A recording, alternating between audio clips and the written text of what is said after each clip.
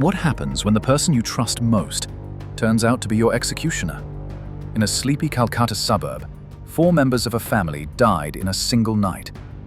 This was not a revenge crime or a robbery, but something far more disturbing, plotted by a 15-year-old girl and her private tutor.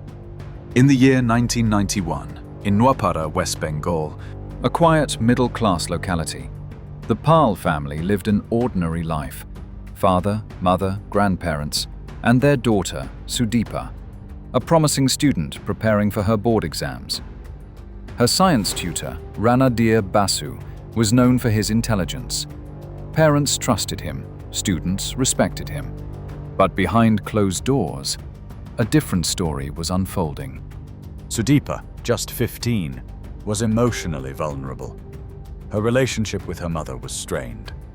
She often spoke of harsh punishments, feeling unloved and unheard. Ranadhir Basu noticed this. He didn't just tutor her in science, he started planting ideas in her mind. Ideas of freedom, of escape, of a life without rules. He told her, "Your family is your prison. I can be your future." Basu didn't want to run away. He wanted them gone. He acquired cyanide and mercuric chloride, deadly poisons.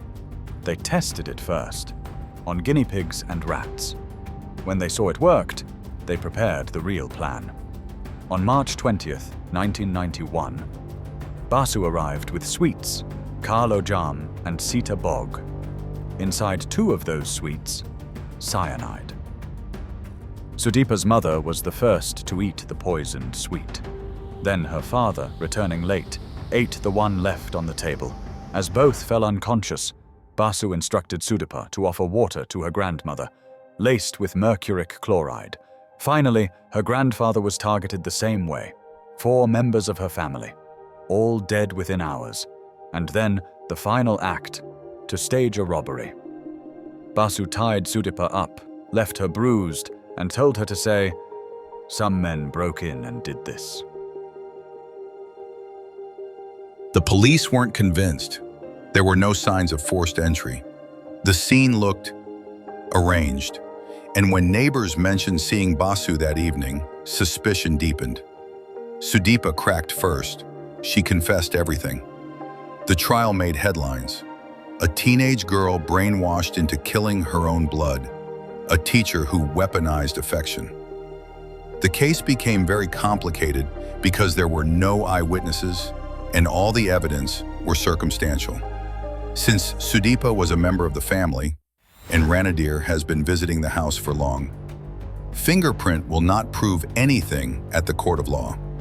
Police played smart and convinced Sudipa to turn as a state witness, and so she was pardoned. Ranadhir Basu was sentenced to life imprisonment. In jail, he continued tutoring inmates. Ironically, he became a respected figure again, this time behind bars.